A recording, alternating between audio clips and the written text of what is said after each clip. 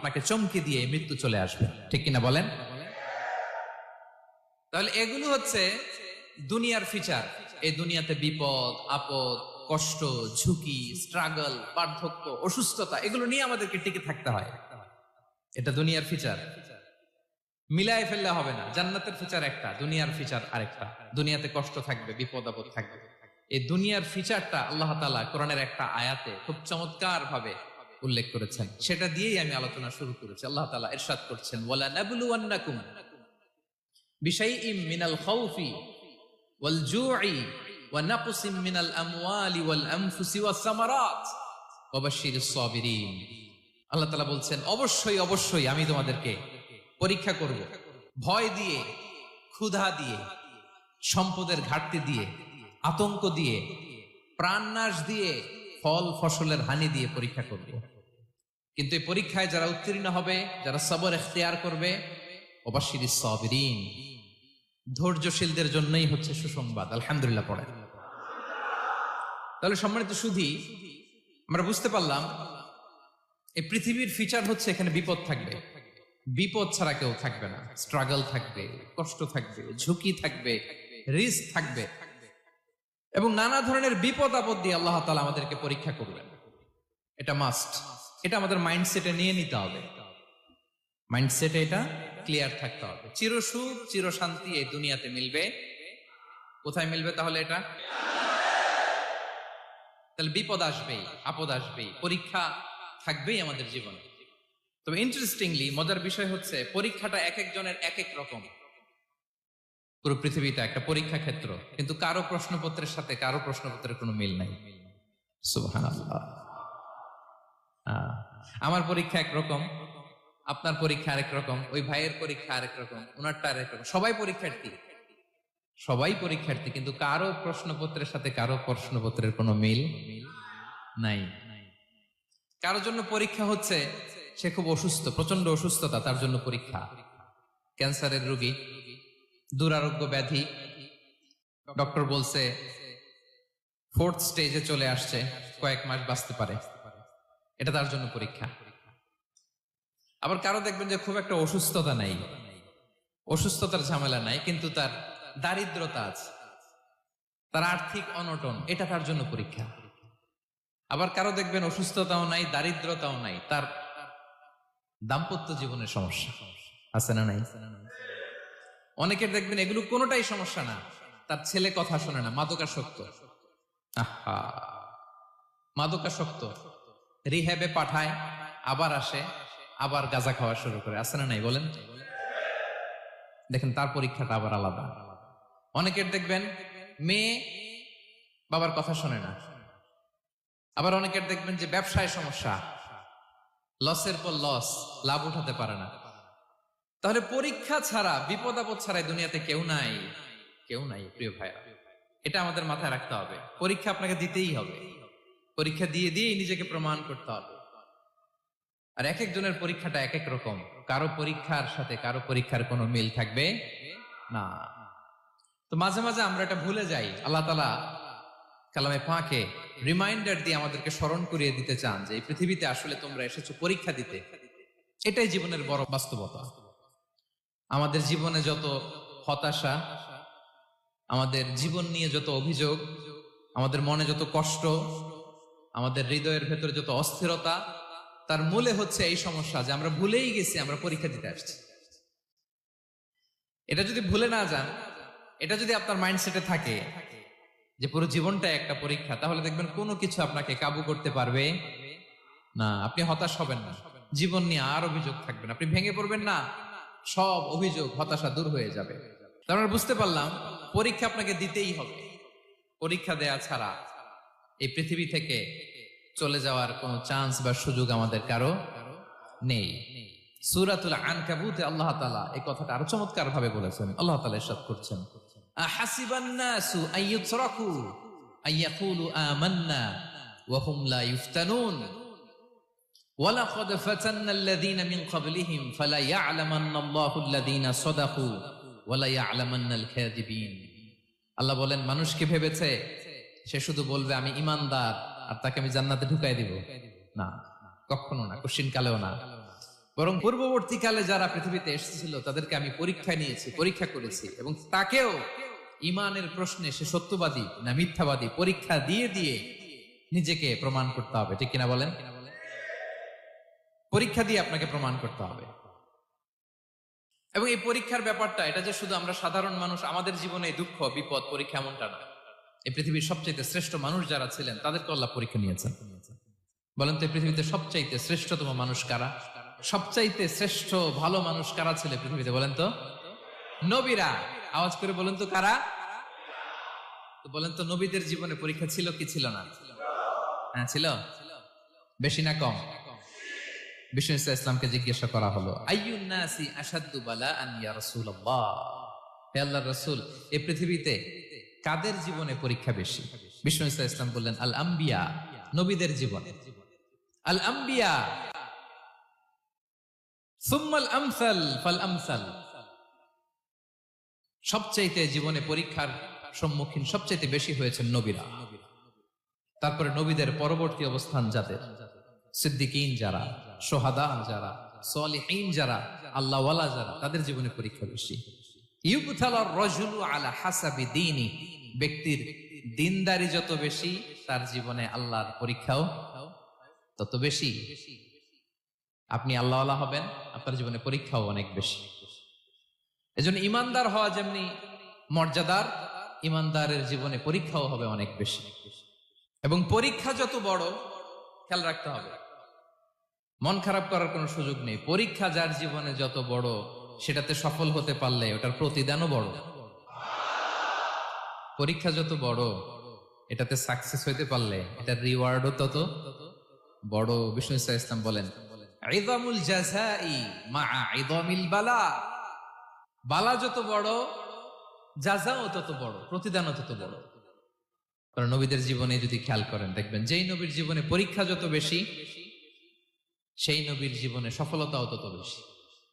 সাইয়েদনা ইব্রাহিম আলাইহিস সালামের কথাটা একটু খেয়াল করেন তো, বলেন তো ওনার জীবনে পরীক্ষা কেমন ছিল? বেশি না কম? ওনার জীবনের পরীক্ষা থেকেই তো আমরা এই শব্দটা ব্যবহার করি, আমরা বলি অগ্নি পরীক্ষা। কি বলি? মানে আগুনে নিক্ষেপ করা হয়েছে সাইয়েদনা ইব্রাহিম আলাইহিস সালামকে।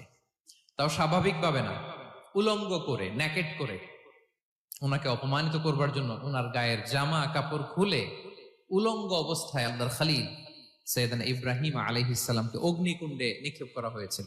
এরকম এক্সপেরিয়েন্স এই অডিটোরিয়ামের ভেতরে আমাদের কখনো হয়েছে? তাইলে সাধারণ মানুষের জীবনের পরীক্ষা আর নবীদের জীবনের পরীক্ষার মধ্যে পার্থক্য আছে না নাই? ওই পরীক্ষায় উনি পাশ করে ফেললেন। 86 বছর পর্যন্ত আল্লাহর কাছে দোয়া করলেন, আল্লাহ আমাকে একটা নেককার সন্তান দাও। আল্লাহ সন্তান দেয় না। 86 বছর পরে আল্লাহ তাআলা সাইয়েদনা ইব্রাহিম আলাইহিস সালাম এবং হাজারের ঘরকে উজালা করে সন্তান দিলেন। সাইয়েদনা ইসমাঈল আলাইহিস সালাম পৃথিবীতে আসলেন কত বছর বয়সে? 86 বছর বয়সের এখানে কেউ আছেন? হ্যাঁ, আছি আমরা? কেউ নাই। 86 বছর বয়সে প্রথম সন্তান পেয়েছে। তাদের ঘরকে উজালা করে আল্লাহর নবী সাইয়েদনা ইসমাঈল আলাইহিস সালাম আসলেন। এবার আল্লাহ বললেন, যাও স্ত্রীকে আর এই কলিজার টুকরা সন্তানকে, থাকো তো প্যালেস্টাইনে, প্যালেস্টাইন থেকে ১,৫০০ কিলোমিটার দূর, দ্য ব্যারেন ল্যান্ড, ওই মক্কার ধুধুমরু প্রান্তরে রেখে আসো, যেখানে কেউ নাই, মানুষ নাই, গাছ নাই, পাখি নাই, পানি নাই, যাও রেখে আসো। আচ্ছা বলেন তো, ৮৬ বছর পরে যে লোকটা সন্তান পেল, বুঝে শুনে উত্তর দিয়েন, ৮৬ বছর পরে যে লোকটাকে আল্লাহ তাআলা সন্তান দিল, তার হৃদয়ে ওই সন্তানের জন্য মায়া বেশি না কম?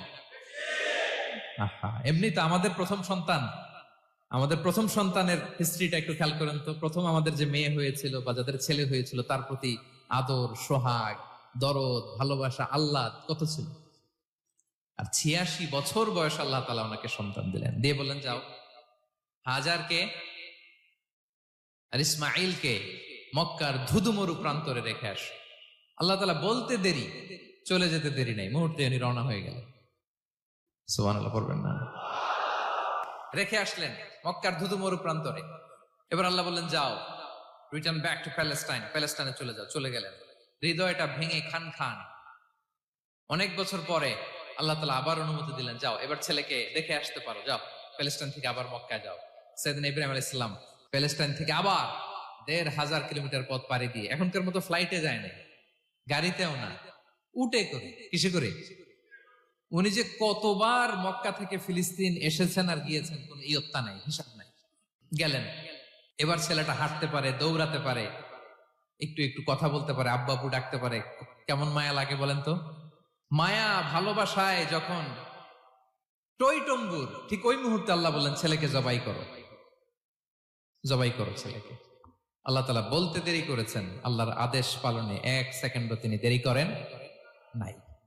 ছুরি চালালেন, জান্নাত থেকে দুম্বা নিয়ে আসা হলো। এভাবে আল্লাহর নবী ইব্রাহিম আলাইহিস সালাম উনার জীবনের প্রতিটি ক্ষেত্রে যেখানে আল্লাহ তাআলা উনাকে পরীক্ষা নিয়েছেন, উত্তীর্ণ হয়েছেন। এবং দেখেন উনাকে আল্লাহ তাআলা কি উপহার দিলেন, আল্লাহ তাআলা উনাকে খলিলুল্লাহ উপাধি দিলেন, আল্লাহর বন্ধু। সুবহানাল্লাহ বলেন। আল্লাহ তাআলা বলছেন, ওয়া ইযিবতালা ইব্রাহিম রাব্বুহু বিকালিমাতিন ফাআতাম্মাহুন ক্বালা ইন্নী জাঈলুকা লিন-নাসি ইমামা। আল্লাহ অনেকগুলো পরীক্ষা নিয়েছিলেন সাইয়েদনা ইব্রাহিম আলাইহিস সালাম, প্রতিটা পরীক্ষায় সাকসেসফুলি পাস করেছেন, গোল্ডেন এ প্লাস। আল্লাহ বলেন, ইন্নী জাঈলুকা লিন-নাসি ইমামা, I'm gonna make you the leader for the entire human being. I'm gonna appoint you as a leader for the entire universe. গোটা বিশ্বের জন্য, গোটা মানবতার জন্য আমি তোমাকে লিডার বানায় দিলাম। ইযামুল জাযাই মা'a ইযামিল বালা। পরীক্ষা যত বড়, ওই পরীক্ষায় পাশ করলে ওইটার ফলাফল ও প্রতিদানও বড়। তাহলে দেখেন প্রিয় ভাইরা, সাইয়েদনা ইব্রাহিম আলাইহিস সালামের জীবনে পরীক্ষার কোনো শেষ ছিল না। আমি আপনি কোথায়? আল্লাহর খলিলের জীবনে যদি এত পরীক্ষা থাকতে পারে, আমি আপনি কোথায় বলেন তো। এবার বলেন, সাইয়েদনা মূসা আলাইহিস সালাম, ওনার জীবনে তো কোনো পরীক্ষা টরীক্ষার ছিল না। হ্যাঁ, গুণে শেষ করতে পারবেন? জন্মটাই তো হয়েছে পরীক্ষার মধ্য দিয়ে। মিশরের ছেলে সন্তান হইলেই ফেরাউন বলছে জবাই করো। ওনার মা এরকম সিন্ধুকে করে ভাসায় দিলেন নীল নদীতে। আল্লাহু আকবার। কি একটা রোমাঞ্চকর পরিস্থিতির মধ্য দিয়ে আল্লাহ তাআলা ওনাকে বাঁচালেন। সুবহানাল্লাহ। জন্মই হয়েছে পরীক্ষার মধ্যে দিয়ে। বড় হইলেন, ফেরাউনের ভয়ে দেশ ত্যাগ করলেন, মিশর থেকে মাদিয়ান। আবার আল্লাহর আদেশে যখন ফিরে আসলেন, আবার ফেরাউনের সাথে তর্ক বিতর্ক, যুদ্ধ। একটা রাত আল্লাহ নবী মূসা আলাইহিস সালাম শান্তি মতো মিশরে ঘুমাতে পারে নাই। একটা রাত। শেষ পর্যন্ত এই ফেরাউন মূসা আলাইহিস সালামকে ধাওয়া করেছে। ফেরাউনের ধ্বংসের আগ পর্যন্ত সে মূসা আলাইহিস সালামকে ধাওয়া করেছে। তার মানে মূসা আলাইহিস সালাম এই বিপদ আপদ পরীক্ষা এগুলো থেকে মুক্তি পান নাই। এবার বলেন ঈসা আলাইহিস সালামের কথা। ওনার জীবনে তার পরীক্ষা ছিল না। কি পরীক্ষা ছিল? হ্যাঁ, আল্লাহু আকবার। Same scenario goes to the biography of every messenger in the world. পৃথিবীর সব নবীর ক্ষেত্রে একই ঘটনা ঘটেছে। সাইয়েদনা ঈসা আলাইহিস সালাম দাওয়াত যখন দিলেন, ওনার বিরোধিতা শুরু হলো, ওনাকে হত্যার ষড়যন্ত্র হলো। ইভেন কি ওনাকে মারার জন্য বনি ইসরায়েলেরা উদ্ধত হলো, জানে বাঁচবার জন্য পালালেন। এক ঘরে ঢুকলেন, চারদিক দিয়ে ঘেরাও করলো। উনি দরজা জানালা লাগাই দিলেন। ওরা বললো, একজন দরজা ভেঙে জানালা ভেঙে ভিতরে ঢুকো, ঢুকে দেখো বেটা ঈসা কি করে। একজন ভিতরে ঢুকছে, ঢুকার সাথে সাথে বল রাফাআহুল্লাহু ইলাইহি, আল্লাহ তাআলা ঈসা আলাইহিস সালামকে উপরে উঠায় নিল। আর যেই লোকটাকে তারা ভেতরে ঢুকালো, তার চেহারাকে আল্লাহ তাআলা ঈসা আলাইহিস সালামের চেহারার মতো করে দিলেন। এবার তার বাইরের সাথীরা বলে, ঘটনা কি বেটা, ঈসাও বেরোয় না, আমাদের লোকটাও বেরোয় না, সবাই ঢুক। দরজা ভেঙে ভেতরে ঢুকে দেখে ঈসা দাঁড়ায় আছে। বলেন তো, এটা ঈসা না মিসা? এটা কি আসল ঈসা? ওমা কতালু ওমা সলাবু ওয়ালাকিন শুব্বিহা লাহুম। আল্লাহ বলে, তোমরা আমার নবী ঈসাকে হত্যাও করতে পারো নাই, শুলেও চড়াতে পারো নাই, আমি সেফটি সিকিউরিটি দিয়ে আমার নবী ঈসা আলাইহিস সালামকে আকাশে তুলে নিয়েছি। তাহলে ওনার জীবনে পরীক্ষার শেষ ছিল না। এবার যদি আমরা বিশ্বনবী সাল্লাল্লাহু আলাইহি ওয়াসাল্লামের জীবনের দিকে তাকাই, ওনার জীবনটা দেখেন তো। আমাদের পেয়ারা নবী বিশ্বনবী মুহাম্মদুর রাসূলুল্লাহ সাল্লাল্লাহু আলাইহি ওয়াসাল্লাম, ওনার জীবনে কি স্ট্রাগল ছিল? স্ট্রাগল। মাক্কি জীবনের কথা যদি একটু খেয়াল করেন, দেখেন তো 3 বছর শিয়াবে আবি তালেবে জেল খেটেছেন, না খেয়েছিলেন। ওনার বংশের লোকেরা প্রথমে ছাগল খেয়েছে, ছাগলগুলো যখন শেষ, ছাগলের চামড়াগুলো শুকিয়ে ওইটা খাইছে। গাছের পাতা ছাল এগুলো খেয়ে খাবারের অভাবে বেহুশ হয়ে পড়ে থাকতো তারা। না খেয়ে না খেয়ে কয়দিন ছিলেন আপনি? আমি কয়দিন ছিলাম না খেয়ে? মনেই তো পড়ে না, না খেয়েছিলাম কিনা কোনোদিন। আহা, এ হচ্ছে মাক্কি জীবন। মেন্টালি প্রেসার দেয়া হয়েছে। বিশ্বনবীর চাচা আবুল আহাব তার দুই ছেলে উতবা আর উতাইবা, এদের সাথে বিয়ে দিয়েছিলেন দুই মেয়ের।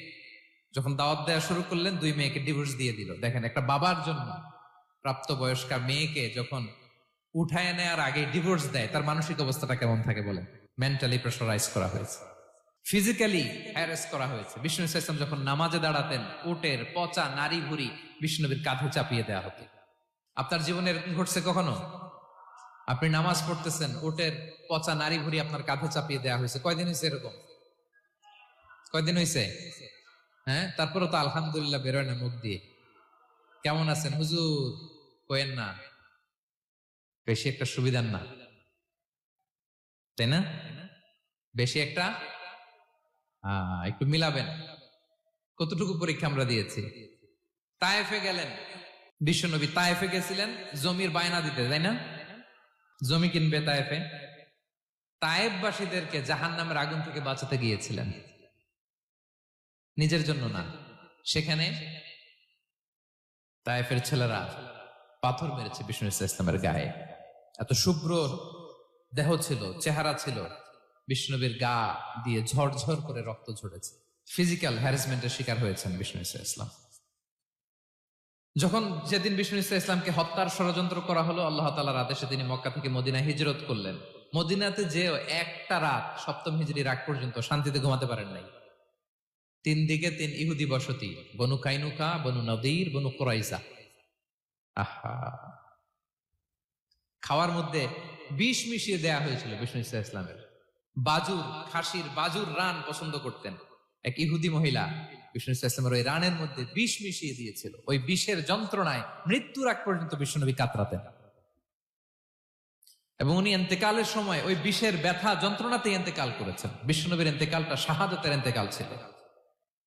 বিষ্ণু ইসলাম বলেছেন, ওই যে খায়বার এলাকার ওই মহিলা যে আমার খাবারে বিষ মিশিয়েছিল, সেই বিষের যন্ত্রণা, বেদনা, কষ্ট আমি অনুভব করছি। খেয়ে না খেয়ে দিন প্রচারের কাজে নিজেকে দিয়েছ বিলিয়ে, তায়েফের কাফিরেরা চিনল না সে আলো, দুষ্ট ছেলেদের পিছু দিল লেলিয়ে, পাথরের আঘাতে ক্ষত বিক্ষত হয়ে সারা শরীর থেকে রক্ত ঝরে। হে রাসূল তোমাকে ভুলি আমি কেমন করে, হে রাসূল তোমাকে ভুলি আমি কেমন করে। হাজার ব্যথা বেদনার পরে ফিরে আসনি তুমি আপন ঘরে, দিনের আলো তুমি ছড়িয়ে দিতে চলে গেলে মদিনায় মক্কা ছেড়ে। হে রাসূল তোমাকে ভুলি আমি কেমন করে, হে রাসূল তোমাকে ভুলি আমি কেমন করে। ঠিক কিনা বলেন? একটা রাত শান্তিতে, শান্তির ঘুম তিনি দিতে পারেন নাই। প্রিয় ভাইরা, তাহলে আমরা কি বুঝলাম? বিশ্বনবীর জীবনও পরীক্ষা ছিল কি ছিল না? আমাদের উপায় আছে? আমরা বাঁচতে পারবো এই বিপদ আপদ পরীক্ষা ঝঞ্ঝাল থেকে? বাঁচতে চাইলেও বাঁচতে পারবো? পারবো না। ইমাম মালিক আলাইহি রাহমা নাম শুনেছেন? ইমাম মালিক, ওনার জ্ঞান থেকে লাখো লাখো মানুষ উপকৃত হয়েছে, কোটি কোটি মানুষ উপকৃত হয়েছে। মদিনার রাস্তায় রশি দিয়ে ওনাকে টেনে হিচড়ে এক এলাকা থেকে আরেক এলাকায় নিত জালেম বাদশারা। ইমাম মালিক আলাইহি রাহমা। ইমাম আহমদ ইবনে হাম্বল, ওনাকে বেত্রাঘাত করা হতো, চাবুক দিয়ে পেটানো হতো। আল ইমাম আল আযম আবু হানিফা আলাইহি রাহমা, ওনাকে কারাবন্দী করা হয়েছিল। তার মানে দেখেন, যত বড় বড় স্কলার, যত বড় বড় মাশায়েখ, এমনকি আম্বিয়া আলাইহিমুস সালাম, ওনারাও পরীক্ষা বিপদ আপদ থেকে রেহাই পান? পাইছে? তাহলে আপনি আর আমি পাবো? বলেন তো। তাহলে এটা আমাদের ব্রেইনে গেঁথে নিতে হবে যে জীবন মানেই এখানে বিপদ থাকবে, পরীক্ষা থাকবে, স্ট্রাগল করে করে আমাকে আগাতে হবে। কেউ আমার জন্য রেড কার্পেট বিছিয়ে রাখবে না। এই জীবনটা বড় জটিল। This is life, how it's design. এভাবেই পৃথিবীকে ডিজাইন করা হয়েছে। এখানে বিপদ আছে, কষ্ট আছে। এই পরীক্ষা দিয়ে দিয়ে আপনাকে উত্তীর্ণ হতে হবে। বুঝতে পেরেছেন প্রিয় ভাইরা? নাও দ্য কোশ্চেন আরাইজ, এখন প্রশ্ন হচ্ছে কেন আল্লাহ এই পরীক্ষা নেন? কেন? আল্লাহ তাআলা সূরা মুলকে বলেছেন এই পৃথিবী সাজানোর, এই জীবন মৃত্যুর এই খেলা, এটার উদ্দেশ্যটাকে আল্লাহ তাআলা স্পষ্ট করে বলেছেন, আল্লাযী খালাকাল মাউতা ওয়াল হায়াতা লিয়াবলুয়াকুম আইয়ুকুম আহসানু আমালা। জীবন মৃত্যু দিয়ে তোমাদের জীবনকে সাজানো হয়েছে এজন্য, যাতে করে তিনি তোমাদের পরীক্ষা করতে পারেন। কি করতে পারেন? তোমাদের মধ্যে কে সৎকর্মে অগ্রগামী, কে কাজে ভালো, আমলে ভালো, এটা দেখার জন্য। বেসিকলি আল্লাহর দেখার প্রয়োজন নাই, আমাদেরকে দেখানোর জন্য এই পরীক্ষার আয়োজন। আমি ভালো করবো না খারাপ করবো এটা আল্লাহ জানে না? তো ওনার পরীক্ষা করা লাগে কেন? কথা বলেন। আমি জান্নাতি না জাহান্নামী এটা আল্লাহ জানেন না? বেসিকলি আমাদেরকে জানানোর জন্য এই পরীক্ষার আয়োজন। কাদেরকে জানানোর জন্য? মানে তুমি জেনে যাও তুমি জান্নাতি না জাহান্নামী। আমি ভালো করেই জানি। একটা ছোট্ট উদাহরণ দিলে বুঝতে পারবেন প্রিয় ভাইয়েরা। ধরেন আল্লাহ তাআলা দুইজনকে সৃষ্টি করলেন।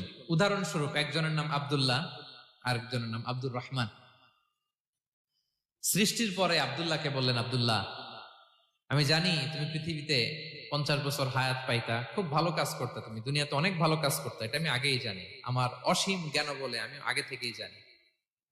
তো যাও, তোমার এইমাত্র সৃষ্টি করলাম, যাও তুমি জান্নাতে ঢুকে যাও, কারণ আমি জানি তুমি জান্নাতি হবে।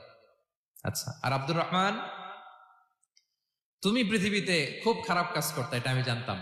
তোমারে পাঠাইলে খারাপ কাজ করবা, তুমি সীমা লঙ্ঘন করবা, অন্যায় করবা, অপরাধ করবা, তুমি জাহান্নামী হবা। যাও, যেহেতু আমি জানি পরীক্ষার আর দরকার নেই, তোমারে জাহান্নাম দিয়ে দিলাম, যাও ঢুকে যাও। আব্দুল্লাহ ঠিকই জান্নাতে ঢুকে যাবে, আব্দুর রহমান কি ঢুকবে?